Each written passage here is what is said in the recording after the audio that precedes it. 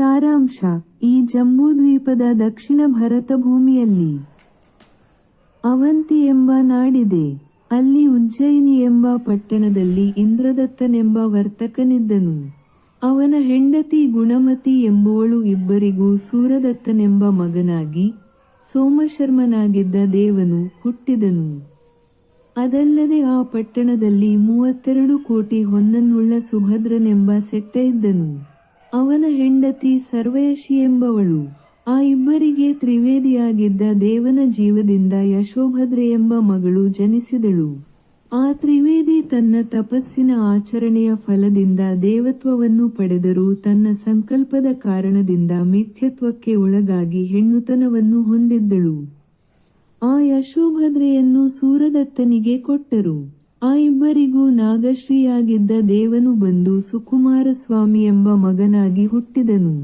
ಅವನು ಹುಟ್ಟಿದ ದಿನವೇ ವೈರಾಗ್ಯವುಂಟಾಗಿ ಸೂರದತ್ತ ಸೆಟ್ಟಿಯು ಸುಕುಮಾರಸ್ವಾಮಿಗೆ ಸೆಟ್ಟಿ ಪಟ್ಟವನ್ನು ವಹಿಸಿಕೊಟ್ಟು ತಪಸ್ಸಿಗೆ ತೆರಳಿದನು.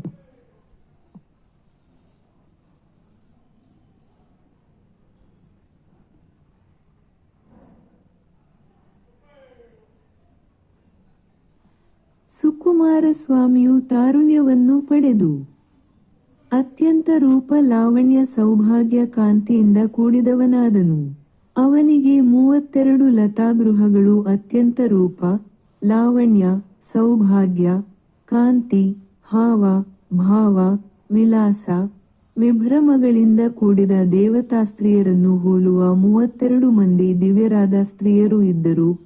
32 ಬಗೆಯ ನಾಟ್ಯಗಳು, 32 ಕೋಟಿ ಹೊನ್ನು, 5 ಬಗೆಯ ರತ್ನಗಳು ಎಂಬಿವೆಲ್ಲವುಗಳನ್ನು ಹೊಂದಿದ್ದ ಸುಕುಮಾರಸ್ವಾಮಿ ಎಲ್ಲಾ ರೀತಿಯ ಸುಖಗಳನ್ನು ಅನುಭವಿಸುತ್ತಿರಲು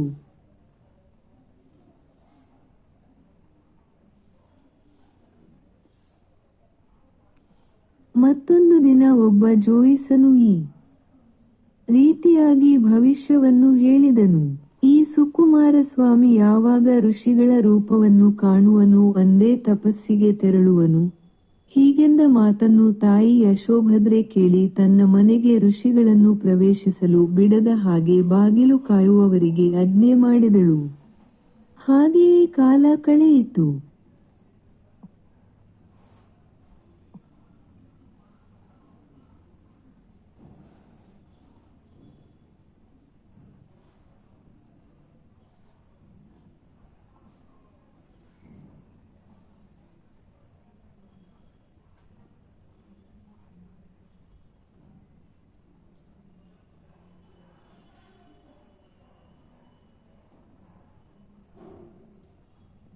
ಮತ್ತೊಂದು ದಿವಸ ರತ್ನದ್ವೀಪದಿಂದ ಒಬ್ಬ ವರ್ತಕನು 1,00,000 ದೀನಾರ ಚಿನ್ನದ ನಾಣ್ಯಗಳ ಬೆಲೆ ಬಾಳತಕ್ಕ ಎಲ್ಲಾ ರತ್ನಗಳಿಂದ ಕೂಡಿದ ಕಂಬಳಿಗಳನ್ನು ಮಾರಲು ಉಜ್ಜಯಿನಿಗೆ ತೆಗೆದುಕೊಂಡು ಬಂದನು. ಆ ಪಟ್ಟಣವನ್ನಾಳುವ ವೃಷಭಾಂಕನೆಂಬ ರಾಜನಿಗೂ ಜ್ಯೋತಿರ್ಮಾಲೆ ಎಂಬ ಮಹಾರಾಣಿಗೂ ಹೀಗೆ ಇಬ್ಬರಿಗೂ ರತ್ನ ಕಂಬಳಿಗಳನ್ನು ತೋರಿಸಲು ಅದರ ಬೆಲೆಯೇನೆಂದು ಕೇಳಿದಾಗ 1,00,000 ದೀನಾರಗಳೆಂದು ಹೇಳಿದನು. ರಾಜನು ಅವನ್ನು ಕ್ರಯಕ್ಕೆ ಕೊಳ್ಳಲಾರದೆ ಆ ವರ್ತಕನನ್ನು ಹೋಗಲು ಹೇಳಿದನು.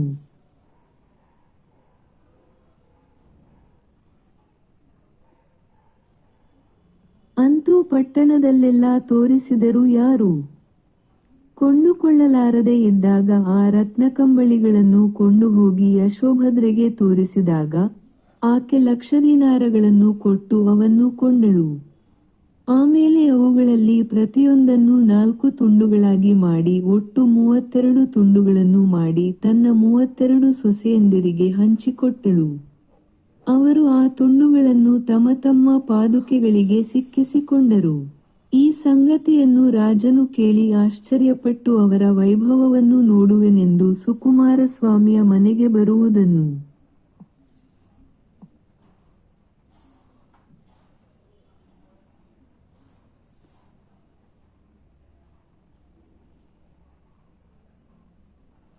ಯಶೋಭದ್ರೆ ಕೇಳಿ ರಾಜರು ಬರುವ ದಾರಿಯಲ್ಲೆಲ್ಲ ನೀಲ, ವಜ್ರ, ಪದ್ಮರಾಗ, ಮುತ್ತು, ಹವಳ ಎಂಬ 5 ಬಗೆಯ ರತ್ನಗಳಿಂದ ರಂಗೋಲಿ ಹಾಕಿಸಿದಳು.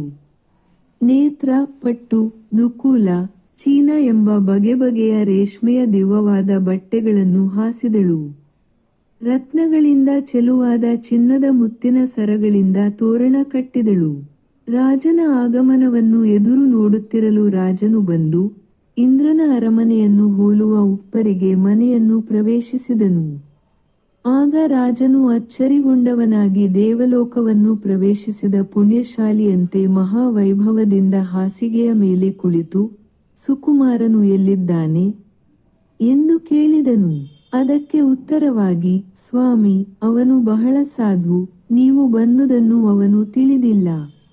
ಉಪ್ಪರಿಗೆಯ ಮೇಲೆ ಇದ್ದಾನೆ ಎಂದು ಹೇಳಲು ದೂತರೊಡನೆ ಹೇಳಿ ಕಳುಹಿಸಿ ಅವನನ್ನು ಬರಮಾಡಿ ಎಂದನು. ಆಗ ತಾಯಿ ಯಶೋಭದ್ರೆ ಹೋಗಿ, ಮಗನೇ, ರಾಜರು ಬಂದಿದ್ದಾರೆ, ಬಾ, ಹೋಗೋಣ, ನಕ್ಷತ್ರ ಚಿಹ್ನೆ ಎಂದಳು. ಆಗ ಸುಕುಮಾರನು, ರಾಜರೆಂದರೆ ಯಾರು ಎಂದು ಕೇಳಲು ತಾಯಿಯು, ನಮ್ಮನ್ನು ಆಳುವವರು ಎಂದಾಗ ಸುಕುಮಾರನು, ನಮ್ಮನ್ನು ಆಳುವವರೂ ಇರುವರೇ ಎನ್ನುತ್ತಾ ಆಶ್ಚರ್ಯಪಟ್ಟು,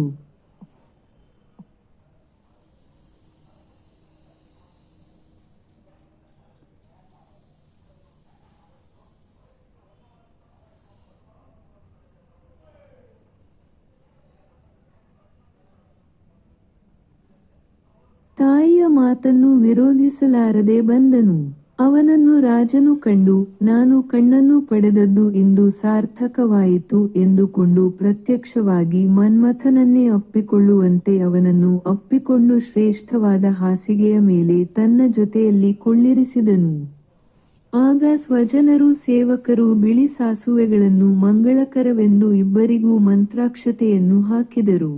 ಬಿಳಿ ಸಾಸವೆ ಕಾಳುಗಳು ಸುಕುಮಾರಸ್ವಾಮಿಯ ಆಸನದಲ್ಲಿ ಒತ್ತಿದುದರಿಂದ ಸೊಂಟವನ್ನು ಅತ್ತಿತ್ತ ಹೊರಳಾಡಿಸುತ್ತಿದ್ದುದನ್ನು ದೀಪ ನೋಡಿದಾಗ ಕಣ್ಣೀರು ಸುರಿಯುವುದನ್ನು ಕಂಡು ಈತನಿಗೆ ರೋಗಗಳಿವೆ ಎಂದು ಭಾವಿಸಿಕೊಂಡಿದ್ದನು.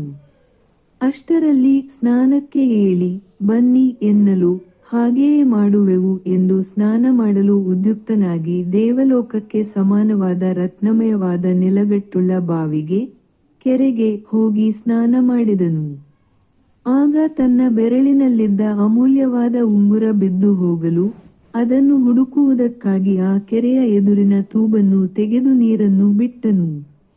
ಆಗ ಅಲ್ಲಿ ದೇವೇಂದ್ರನ ಖಜಾನೆಯನ್ನೇ ತೆರೆದ ರೀತಿಯಲ್ಲಿ ಶ್ರೇಷ್ಠವಾದ ಬಗೆಬಗೆಯ ರತ್ನಗಳ ವಿಚಿತ್ರವಾದ ಹಲವು ಆಭರಣಗಳನ್ನು ಕಂಡು ಬಹಳ ನೋಡುತ್ತಿರುವಷ್ಟರಲ್ಲಿ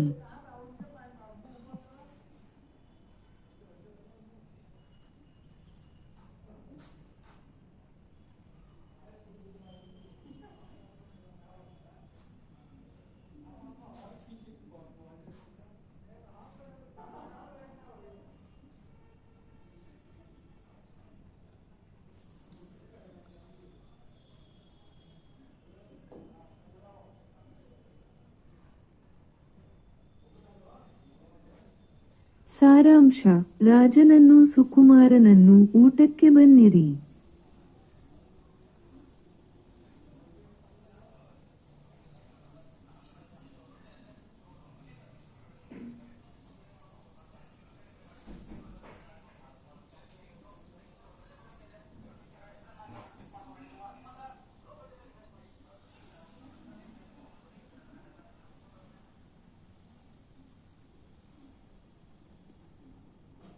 ಸಾರಾಂಶ: ರಾಜನನ್ನು ಸುಕುಮಾರನನ್ನು ಊಟಕ್ಕೆ ಬನ್ನಿರಿ ಎಂದು ಕರೆಯಲು ರಾಜನು ಸುಕುಮಾರನೊಂದಿಗೆ ಊಟದ ತಟ್ಟೆಯ ಮುಂದೆ ಕುಳಿತುಕೊಂಡು ಹಲವು ವಿಧದ ಸವಿಯಾದ ಆಹಾರವನ್ನು ಊಟ ಮಾಡುತ್ತಿರಲು, ಸುಕುಮಾರಸ್ವಾಮಿ ಆಹಾರದ ಅರ್ಧಾಂಶವನ್ನು ನುಂಗುತ್ತಿದ್ದನು, ಇನ್ನುಳಿದ ಅರ್ಧಾಂಶ ಆಹಾರವನ್ನು ಉಗುಳುತ್ತಿದ್ದನು.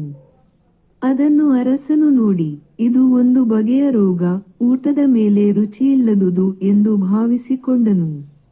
ಊಟವಾದ ನಂತರ ಗಂಧ, ತಾಂಬೂಲ, ಹೂಮಾಲೆ, ಉಡಿಗೆ, ತೊಡಿಗೆಗಳನ್ನು ತಂದು ಕೊಡಲು, ಅವನ್ನು ತೊಟ್ಟು ಉಟ್ಟು ಅಲಂಕಾರ ಮಾಡಿಕೊಂಡು ಸಂತೋಷದ ಮಾತುಗಳನ್ನಾಡುತ್ತಾ ವಿನೋದದಿಂದ ಇದ್ದಾಗ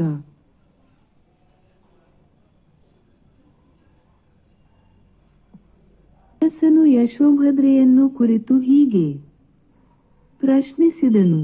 ಅಮ್ಮ ನನ್ನ ತಮ್ಮನಾದ ಸುಕುಮಾರನಿಗೆ ಸೊಂಟದ ರೋಗಕ್ಕೂ ಕಣ್ಣೀರು ಸುರಿಯುವುದಕ್ಕೂ ಊಟ ಸೇರದಿರುವುದಕ್ಕೂ ಏಕೆ ಔಷಧ ಮಾಡಿಸಿಲ್ಲ ಎಂದು ಕೇಳಿದಾಗ ಆಕೆ, ಒಡೆಯರೇ, ಅವನಿಗೆ ಇವು ರೋಗಗಳಲ್ಲ, ಮಂತ್ರಾಕ್ಷತೆಯಾಗಿ ಹಾಕಿದ ಬಿಳಿ ಸಾಸವೆಗಳು ಒತ್ತಿದುದರಿಂದ ಸಹಿಸದಾದನು. ಅಲ್ಲದೆ ಯಾವಾಗಲೂ ಮಾಣಿಕ್ಯ ರತ್ನದ ಬೆಳಕಿನಲ್ಲಿ ಅವನು ಇರುವುದರಿಂದ ದೀಪದ ಬೆಳಕಿಗೆ ಸಹಿಸಲಾರದೆ ಅವನ ಕಣ್ಣಿನಲ್ಲಿ ನೀರು ಬರುತ್ತದೆ. ಅದೂ ಅಲ್ಲದೆ ನೀವು ಬಂದ ಸಂದರ್ಭದಲ್ಲಿ ತಾವರೆ ನೈದಿಲೆ ಹೂಗಳ ಸುವಾಸನೆಯಿಂದ ಕೂಡಿದ ಅಕ್ಕಿಯೊಂದಿಗೆ ಬೇರೆ ಅಕ್ಕಿಯನ್ನು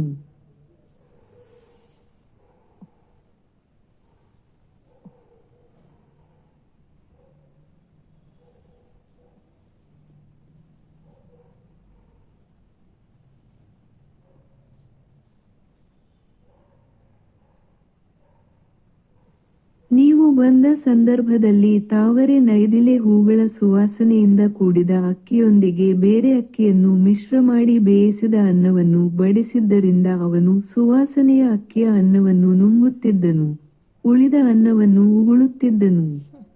ಆದುದರಿಂದಲೇ ಇವನಿಗೆ ಈ ಅವಸ್ಥೆಗಳಾಗಿವೆ ಎಂದು ಹೇಳಿದಳು.